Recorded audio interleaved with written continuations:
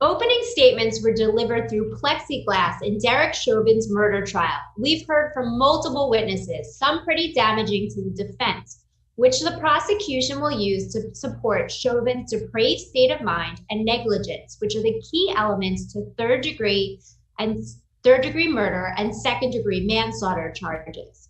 Derek Chauvin has been taking copious notes, really not sure that's going to make or break his defense. The rules of trial are similar to a baseball game. The prosecutor has the home team advantage. They open first and close last. But they're also the one with the entire burden of proving their case beyond a reasonable doubt, unless the defense is raising an affirmative defense, such as an alibi, which isn't the case here. Defense attorney Eric Nelson opened immediately after Special Prosecutor Jerry Blackwell, right after the infamous videotape was played for the jury. Defense counsel didn't even acknowledge the video beyond saying this is a case about more than 9 minutes and 29 seconds, the video footage of Chauvin's knee on Floyd's neck. Although overall, he too delivered a powerful opening. Nelson probably should have acknowledged the video and said that it was horrific to watch, but that doesn't make his client guilty. Just because something looks bad doesn't mean it matches the elements of the crime. Alexis, what do you think about the prosecutor's opening? I thought it was very disheartening that he had a complete disregard for the video, and he didn't even bring it up to shine light on how horrific it was. It puts a little mental thing in your head about it, almost like he's just trying to rush the case just to prove innocence on whatever basis he had. But he kept it simple. But so you were talking about the defense. Yes. Now, what are your thoughts about the prosecutor? I love him, honestly. I think he's hitting all the right points. I think he has all the correct witnesses that he needs to have. He gets it. He understands that this man was murdered. It wasn't because of a drug overdose or anything in which they are trying to paint the picture. I like this prosecutor. Right. I think he kept it simple, and it was really convincing what he did. Right, exactly. The special prosecutor outlines what the evidence will show and highlighted key points on sides shown to the jury. He kept reiterating Chauvin didn't let up. He didn't get up over the 9-minute and 29-second interaction between the former police officer and Floyd. He went through the Minneapolis Police Department tenants and how Chauvin completely violated them. And though his use of continuous excessive force, the police are bound by. In your custody is in your care. So when Floyd was in Chauvin's custody, it was Chauvin's duty to provide care for him. Blackwell said that when Floyd had no pulse, Chauvin had a duty to let up and get up. He also said that the use of force must be evaluated from moment to moment. By explaining that what might be reasonable in the first minute may not be reasonable in the second, the third, or the fourth minute, or the 9-minute and 29 seconds. Officers are not allowed to use any more restraint force than is necessary to bring the person under restraint to force that necessary control. The special prosecutor passionately but calmly said Derek Chauvin betrayed his badge when he used excessive and unreasonable force upon the body of George Floyd, that he put his knees upon his neck and back, grinding and crushing him until the very last breath, until the very life was squeezed out of him. That Chauvin's behavior was immensely dangerous, and the force that applied was without regard for the impact of the life of George Floyd. So that's him highlighting the actual elements of the crime charge. All right, I'm going to interject for a moment and then want you to continue with your prosecution opening statement summation. The prosecutor also said that the evidence will show no cause to use lethal force, that Floyd was defenseless, handcuffed, and not resisting. The prosecution is trying to leave out the whole time frame before Floyd was on the ground and the claims from the other officers that he continued to resist even when he was on the ground. So, okay, maybe he glossed over the resisting arrest piece. Even initial arresting went on the ground. Let's give the man credit for covering all the bases here.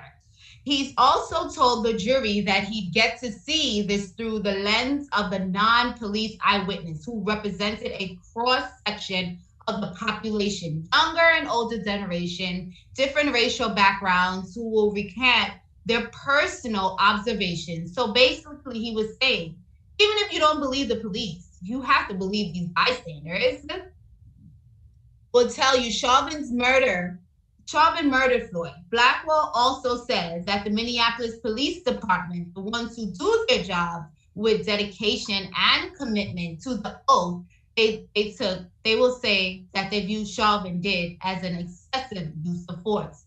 Although this is not the case about split-second decision making as evidenced by the multiple surveillance videos here, which shows Chauvin brazen act. In addition, a Los Angeles Police Department sergeant, a use of force expert, will testify that Chauvin was using lethal force.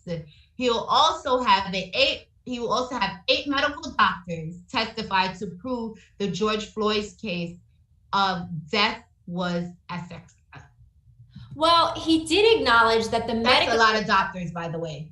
That's a lot of doctors. But the reason that he's doing that is because the medical examiner did not rule that asphyxiation, which would be caused by the knee to the neck, was the cause of death. So he's trying to dance around that and have all these other medical experts come in to disagree with what the medical examiner found. However, the medical examiner did say that it was a heart attack complicated by law enforcement subdual, restraint, and neck compression. This trial is going to be, in part, a battle of the medical experts. As per a doctor I consulted with, a complete airway obstruction, 9 minutes and 29 seconds, is more than long enough to cause someone to die. Even with a partial airway obstruction, that's pushing it and not outside the realm of possibility of causing death. So the prosecution is going to hone in on this, although the medical examiner did not find that Floyd's airflow was restricted. Regarding Floyd's lethal dose of fentanyl, those with a lethal dose, 50% will die, 50% can survive. You can be above the lethal dose of fentanyl and survive it. I can't imagine anyone being on my neck that long. So I'm not sure. But my final summation of the special prosecutor's opening, please, I can't breathe. Please, man, please. Handcuff Floyd said 27 times. I can't breathe. Please, I can't breathe. With Chauvin's knee on his neck and one in his back. Tell my kids I love them. I'll probably die. They're going to kill me this way. His final words were, I can't breathe. His voice got heavier, words further apart. The reparations got shallower and shallower. The prosecution will put together through their witness that Floyd had an silent seizure. That Floyd's automatic reflex when breathing has stopped due to oxygen deprivation and agonal breath. When the heart is stopped, the body gasps as an involuntary reflex to oxygen deprivation. At 3 minutes and 51 seconds, Chauvin was told 2 times that he couldn't find Floyd's pulse. Yet despite this, Chauvin didn't let up and he didn't get up, even after being told 27 times that he couldn't breathe. Even after the ambulance arrived, he was the same position. He doesn't let up, he doesn't get up. Even when the EMT took the gurney out of the ambulance, Chauvin still had his knee on his neck and his back and didn't let up and doesn't get up. Only when they want to move the lifeless body does he let up and get up. And at this point, it's too late. I think that anyone in law enforcement will generally tell you when they try to effectuate an arrest, oftentimes the suspect will say, I can't breathe. So I think that we're going to hear from experts in this case that are going to highlight that. And the prosecutor also stated, what was this about? A $20 counterfeit bill? He mentioned that the officers could have written him a ticket. Quote, even if he did it on purpose, it was a minor offense, a misdemeanor. Interesting that the prosecutor said that a misdemeanor offense is a minor offense, given that it's punishable by up to 1 year in jail. Eric Nelson, the defense counsel, also talked about this $20 counterfeit bill. We got a lot of narrative from him that the media simply failed to report on. After Floyd used the counterfeit $20 bill to purchase a pack of cigarettes, the store clerks from Cup of Foods went to ask Mr. Floyd to buy the cigarettes or return them. Mr. Floyd refused. One of the store clerks went back to the car a second time. Please come inside, give us the money or return the cigarettes. George Floyd refused a second time. All of the store clerks formed the opinion that Floyd was under the influence of something. The video footage will show this as well. So there's a lot of additional video footage and 50,000 pages of evidence gathered in this case, plus at least 20 FBI agents worked on this case, and all of it together, including drug analysis, extends well beyond the 9 minutes and 29 seconds. Although Eric Nelson, who wrote "I opened" right after the video footage was shown, didn't address it. The defense actually doesn't have to do anything. It's all up to the prosecutor to prove their case, except, as I said before, if the defense has an affirmative defense, an alibi, intoxication, mental defect. The defense is, in their opening, mainly focused on that Floyd remains in the Cuts Foods parking lot. Instead of driving away to the dismay of his friends, who will testify that they kept trying to wake him up to get going, as they anticipated the police might come. They will also testify that Floyd's ingestions, what they thought were to be 2 Percocet pills, that proper police procedure was followed when the officer drew his weapon after Floyd failed several times to respond to his commands. Can't imagine his friends saying this. To show him his hands. The evidence will show that when confronted by police, Mr. Floyd drugs in mouth, the jury will get to hear everything said between the officers and Floyd, including the struggle to get him out of his vehicle and handcuffed. Well, his friends are definitely going to say that they wanted him to drive away because they thought that the police were going to come, which makes total sense. And I think that the defense is saying that the extra video footage that we haven't heard much about is going to show these things. The prosecution didn't bring up Floyd's resisting. I want to keep highlighting that because that is a major theme here. And there's a lot of video footage of that. Yes, Deb, we know. The defense also highlighted that when officers respond to a routine call, a minimal event, it often evolves into greater and more serious event, as we can see. Yes, that we know all too well from our cases. The defense detailed that 2 officers attempted to get Floyd into their squad car, and a citizen by the names of Charles McMillian walked alongside them and encouraged Floyd to get in the car. This is certainly resisting arrest 101, although not the worst, far from the least of it. The struggle to try to effectuate the arrest caused the squad car to rock back and forth, caught on special video surveillance, and also noted by the 911 dispatcher. This was not an easy struggle. Then, when discussing the 9 minutes and 29 seconds, defense explained that the officers, not just his client, but 3 officers applied the maximum restraint technique from head to toe. You will see and hear them continue to struggle with Mr. Floyd as he's attempting to kick. Then the defense went into an interesting direction by saying that gathering the crowd diverted their attention.